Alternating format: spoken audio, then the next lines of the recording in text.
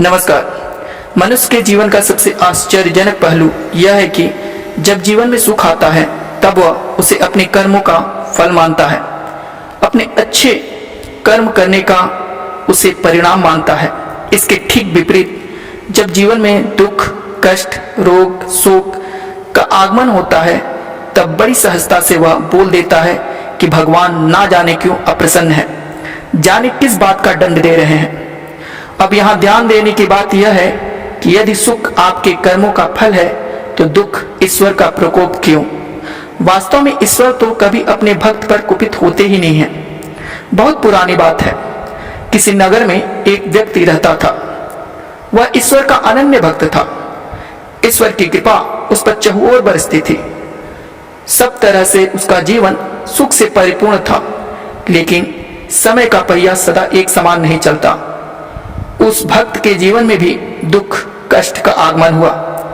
कष्टों में डूबते उतराते उसके मन में ईश्वर के लिए अविश्वास आ गया और वह ईश्वर के प्रति अनर्गल बातें करने लगा।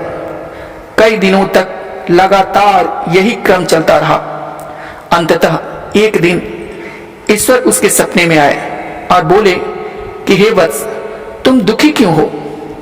जीवन में सभी को अपने कर्मों का फल भोगना ही पड़ता है। जब सुख का समय आनंद से व्यतीत किया तो दुख का पालन भी धैर्य के साथ करो। उस व्यक्ति ने कहा कि हे प्रभु, यदि आप मेरे साथ होते तो मुझ पर कष्ट आते ही नहीं। मैंने आपकी आराधना में पूरा जीवन लगा दिया और आज जब मुझ पर कष्ट का पहाड़ टूटा है, दुख आए हैं, तो आपने मेरा साथ नहीं दिया, साथ छोड़ दिया। ईश्वर ने कहा कि आओ बस, मैं तुम्हारे भक्ति के प्रथम दिन से तुम्हारी यात्रा दिखाता हूं। इसके साथ ही भक्त ने देखा कि उसके सुखी जीवन का अध्याय खुल गया है और वह ईश्वर का हाथ पकड़कर आराम से समुद्र के किनारे टहल रहा है। दोनों के पैरों के निशान रेत पर साथ साथ बनते जा रहे हैं। इसके बाद जीवन के दुखमय अध्याय का आरंभ हुआ और भक्त हैरान रह गया, क्योंकि अब रेत पर केवल 2 ही पदचिन्ह बन रहे थे। इतना देखते ही भक्त आवेश में चिल्ला पड़ा, देखा प्रभु, आपने मेरा साथ छोड़ दिया।